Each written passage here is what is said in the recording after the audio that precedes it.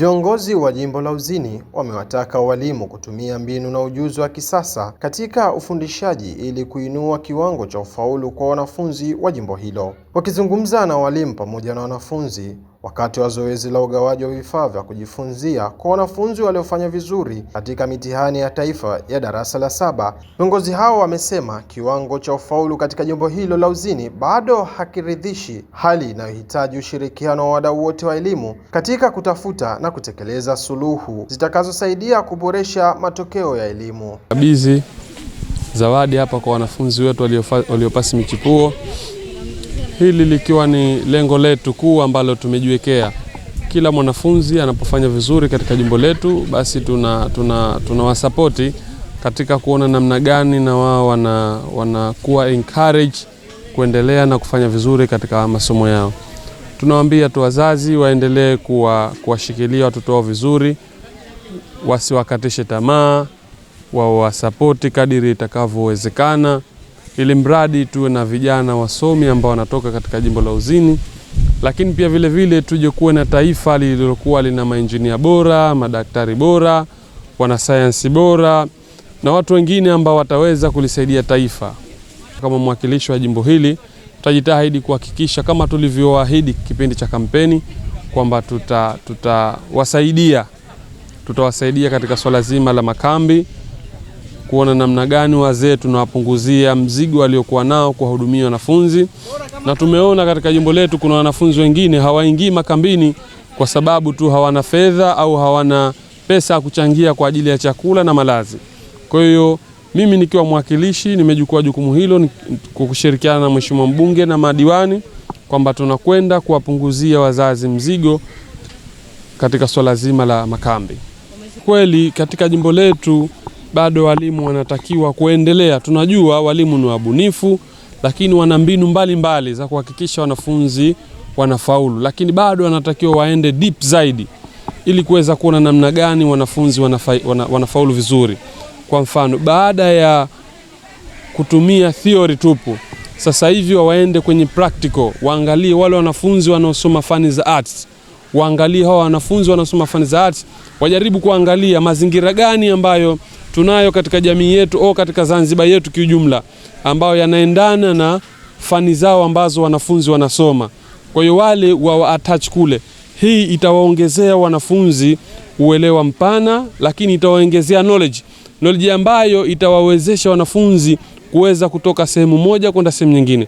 Lakini halikadhalika na wanafunzi wa science, baada ya kuwasomesha darasani, lakini waangalie wale wanaosoma mambo ya udaktari, wale wanaosoma fani za science, basi wawachukue wawapeleke hospitali, waende wakajifunze kidogo kidogo.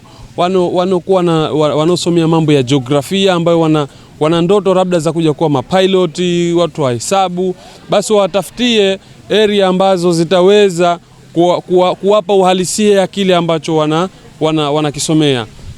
Wakiwa na mbinu tofauti ukiachana na mbinu za darasani, imani yangu kwamba tutakuwa na wanafunzi bado umri mdogo, lakini wana uwezo mkubwa wa kuzifikia ndoto zao, cha kwanza, lakini wana uwezo mkubwa wa kuchanganua mambo, lakini hali ya kuwa bado wapo wadogo. Leo tupo hapa skuli ya primary Kidimni, yani msingi.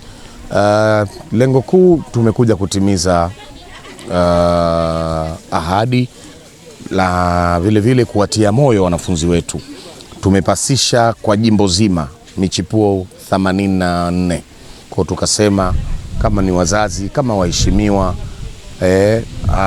kama viongozi, tukasema tujitoe basi kuwapa zawadi, na kweli tumekuja na mikoba, mabuku, campus, wamefurahia.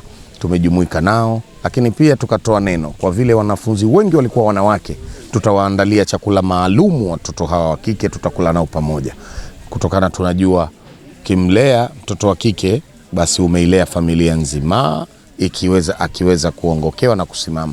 Kwa kubwa ni watie moyo wanafunzi hao, waende wakapambane, wazidi kupasi, na sisi tupo bega kwa bega. Lakini kipekee niwaambie wazazi wajitahidi kusimamia wanafunzi wao, watoto wao, wape malezi yalokuwa mema na bora kwa maslahi mapana ya taifa letu la Zanzibar. Dr. Mwinyi ametujengea magorofa, maana yake hana deni kwetu. Kwa maana hiyo deni tulokuwa nalo sisi wabunge, wakilishi na madiwani, na kwa kushirikiana na meya wa manispaa ya Kati ambaye ni Said Hassan Shaban, mheshimiwa huyu, wadi yake ya Koani, tunakwenda kusaidia makambi kwa sababu magorofa tushakuwa nayo.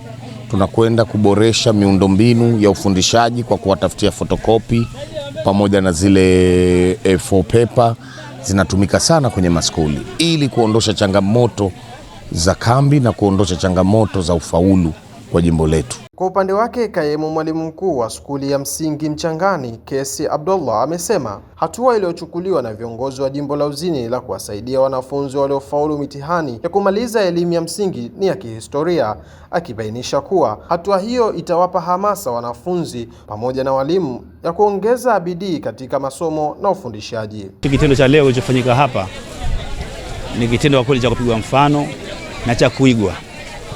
Lakini tujue kwamba shughuli zote hizi ambazo hapa zimefanyika, basi matokeo yake au chanzo chake kilikuwa ni shuleni, ndipo kwenye jimbo hili.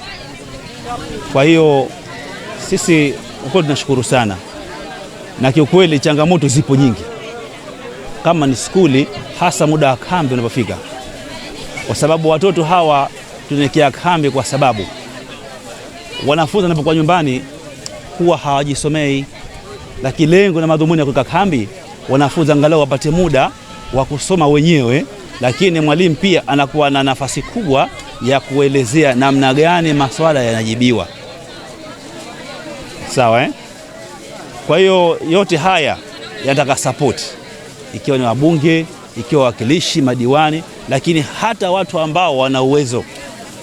Na matokeo yangu kwanza sikuamini, lakini kwa juhudi zangu na rehema zake Mwenyezi Mungu ndo nikapasi nikawa mpaka hapa.